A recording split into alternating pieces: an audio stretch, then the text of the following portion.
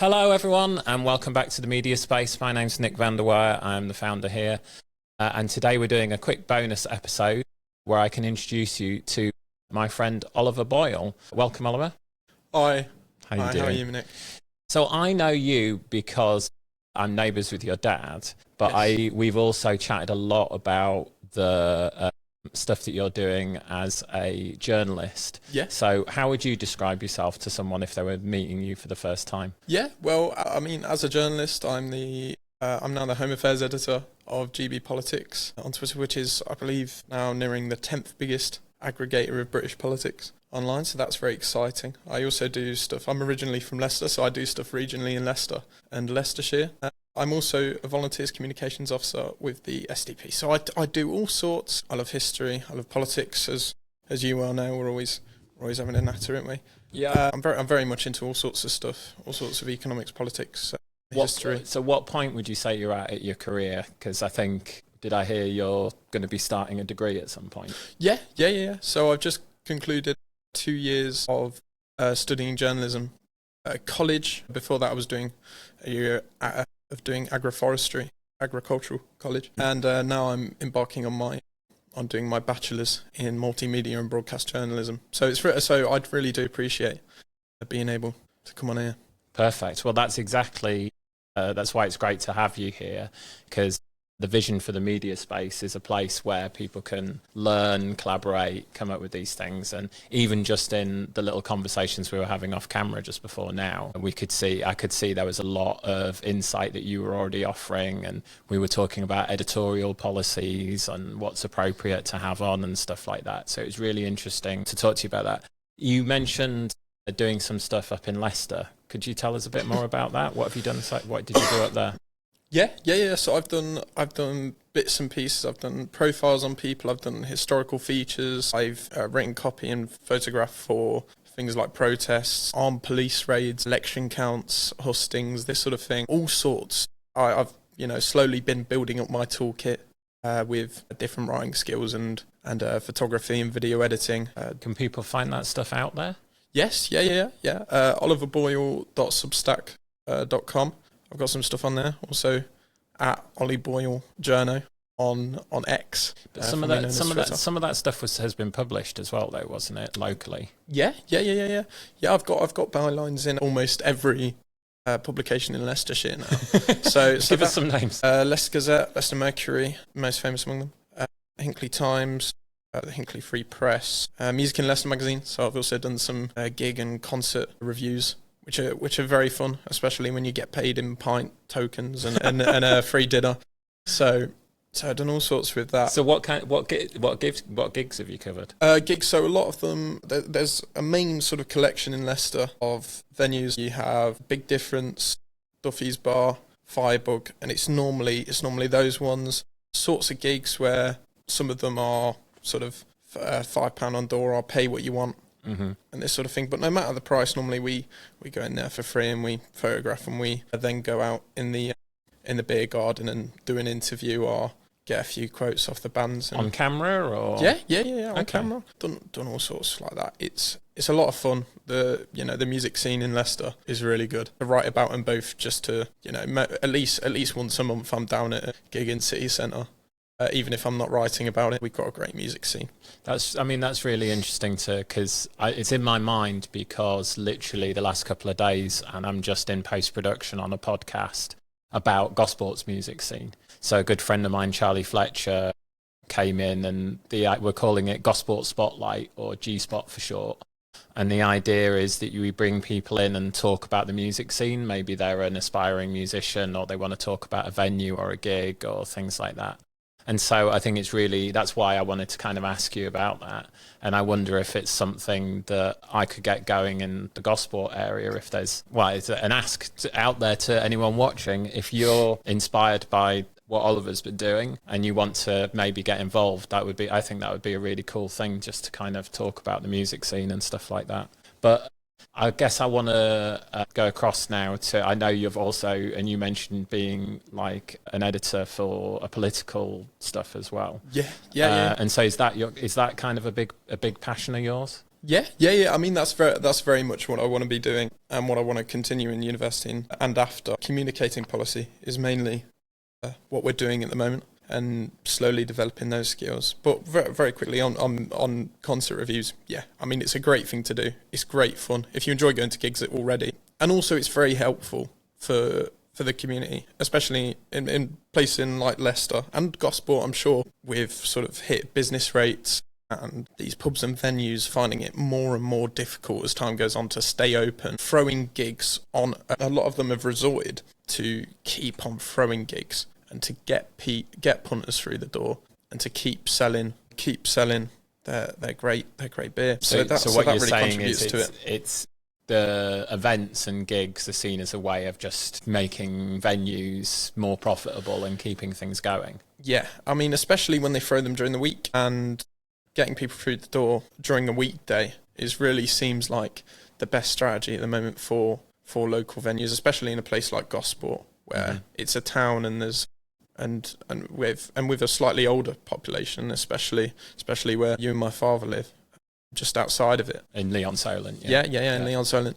It's really a task to do that. So yeah, I mean reviewing gigs, I see it as almost sort of a form of political campaigning, trying to get people into these venues and trying to keep them open, because if you don't use them, you will lose them. So tell me, how did that come about for you? Was it something where you went to the venues and said, "Oh, do you want me to cover it?" Was it something where how did that happen? How did you get into it? Well, review. I think my first concert review, it was for a festival that was being sort of hosted between different venues in Leicester City Centre, and I was approached by Kev, who was the editor of Music in Leicester magazine, and he put a thing up on Facebook saying, "Can we please have a student journalist or someone who's just eager and keen to write about the local music scene come down and help us review this festival that's on?" And that was my first ever sort of opportunity, getting to go and do a commission and write published works, which really did help for my next commission that came in when I was asked to produce a portfolio, and I said, "Not really got much, but I've got this one." So that did help get my foot through the door. But that's how that came across. It was really just luck of... So shout out to Kev from Music in Leicester magazine then.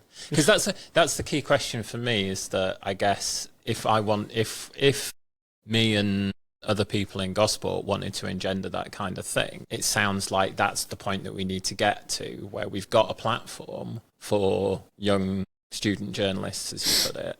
And I guess the thing is, in that instance, is the reason why he was looking for a student journalist is because he knew there wasn't much money in it. As you were saying before, it's like you might get a pint, or you might get, a little bit of extra access maybe to the artists or to the event organizer, I suppose. Yeah. But it was something that's gone in your portfolio for the future. So yeah, okay. So that's the challenge, because I don't know whether we've got this initiative, Discover Gosport, which is this website that is doing good work to kind of raise awareness of things going on in the area. But I'm not sure there's really that kind of program, and I think it would be I'm taking this as kind of inspiration to try and see if that's something that we could do. So yeah, thanks for that. So you're starting uni in the next academic year, are you? Yes, in September. Excited. But yeah, hopefully that's all. That should be all good to go. So in Norwich, which is where I'm moving to. Cool. So all very exciting. They've got a great, very small, so intimate and journalism course. Is it UEA? University. I think I remember going to an open day there when I was looking for uni places, and really, it's like a campus uni, isn't it? Yeah. I remember thinking it's a great campus. I personally didn't want to go to a campus uni, is why I didn't go there. But awesome. But is it not 100% bolted on yet then? Well, I'm still waiting for some results. Okay, well, good luck with that. But I should be all Sorry, good. I didn't mean to jinx anything. I'll touch Thank wood as well. Thank you. I do appreciate it. Yeah, I got my diploma results in though for my actual sort of multimedia and journalism diploma that I've been doing for the past 2 years. So that's all A's. In which case, I'm sure you'll be fine, mate. Yeah, I somehow managed that. I was given sort of four or so months to do it, and I did it all in 25 days. But we managed it. That's awesome, man. You know what? It's great to see. I know this is not just from meeting you today as well, but just see that someone with you clearly got a passion and a clear idea of what you want to do, and you're really driving after that passion. And I suppose a question is, where do you think? Do you know where that came from? Like you said originally, like this wasn't your original area of study, was it? No. I was studying countryside and estate management. Eventually, I sort of realised that not only is it too hard graft, not only that, but I realised that it wasn't going to be fulfilling. But I thought, I'll stick it out. I was a few months in, and I thought, I'll stick it out, get a trade under my belt in case it goes all a bit Pete Tom, right? And then go and find something else to do after. And then I considered A-levels, and I didn't end up doing that. And then I found out that they actually did journalism in Hinckley in Leicestershire, and although I live in the city, I sort of worked out that I could commute out there, and that's already what I wanted to do at university. So it sort of worked out, and that's been great. Cool. I was gonna say, like, getting into countryside management and stuff, and estate management, probably with everything you're hearing about farming in the news and stuff like that, is probably not an industry to go into. But then actually, I think a lot of people would say that about journalism as well, because it seems like there's a lot of stuff going on, particularly around AI and stuff like that. What's your professional courtesy? That's cool. I should I didn't go through the checklist of things we need to do. The good news is that, so anyone who doesn't know, someone's phone just went off who is off camera. The good thing with these mics is that actually, almost certainly, it won't have picked up much of that, because that's one of the good things about these mics, is they're dynamic mics, so they will just pick up what's going on here rather than what else goes on in the environment. But I was going to say about going into journalism is potentially we keep hearing about how things like local papers, it's really hard, and kind of media. I mean, it just in the news yesterday was Sky buying up ITV and stuff like that. Yeah. What's your take on it? Obviously, as you've chosen to go into it, so yeah, I mean, so firstly on local publications, you don't really have local news anymore in the same way which you used to, and there's so many, like this publication which I've written for in Leicester before, amazing one, Leicester Gazette. It's a sort of co-op, and it's owned by members, and it's sort of funded through university grants and this sort of thing, but I know that it's very difficult for them. Another publication which I've written for before, Hinckley Free Press, went under in the past few months. The Leicester Mercury is, like, you've probably got a subsidiary of it here, is a subsidiary of Reach PLC and the Trinity Mirror Group, right? Which pose as local publications sort of all over the country. And while they've got some great local reporters all around the country, their sort of workforce is always being sort of chopped down.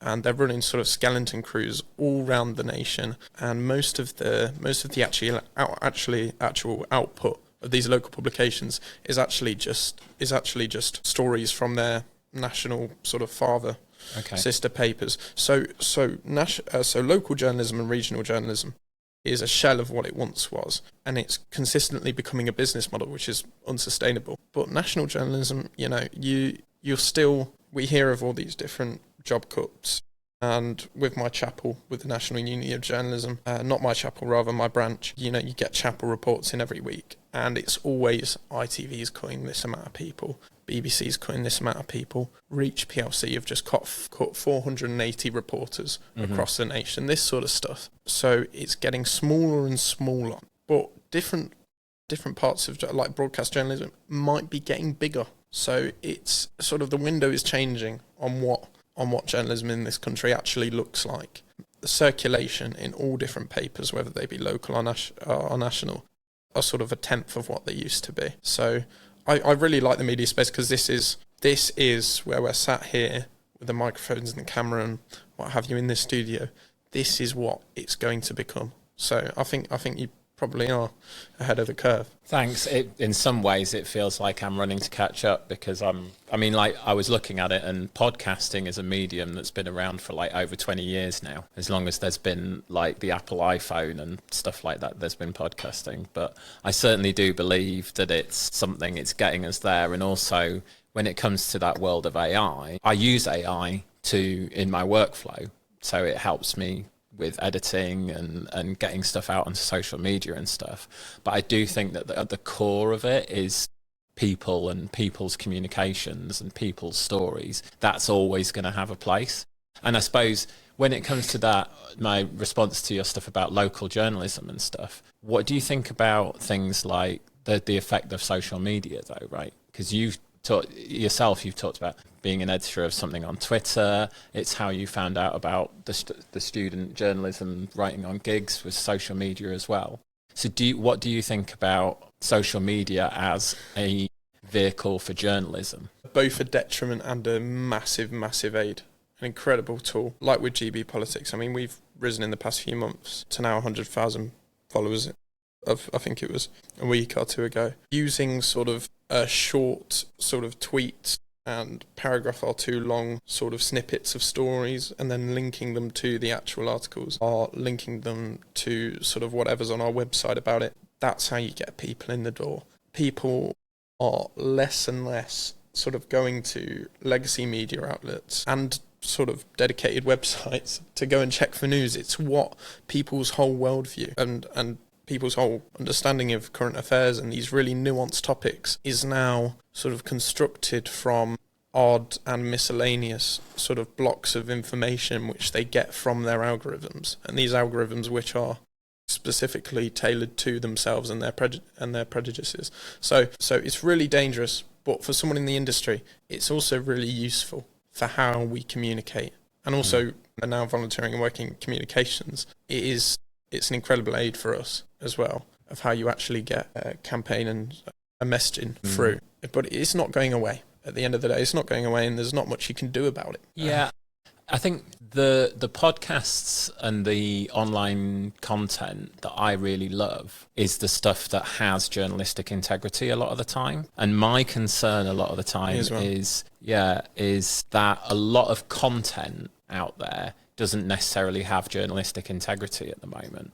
And I suppose we've got these buzzwords at the moment, kind of misinformation and things like that, misinformation and disinformation and stuff. And one that really came to me was where I was talking to a local contact here who's a journalist, and it was the distinction between what is good content and what is a good story is really, I think, is that important thing. And it used to be that you could distinguish what was a story from content because you were reading it in the national newspaper or you were watching it on the national news.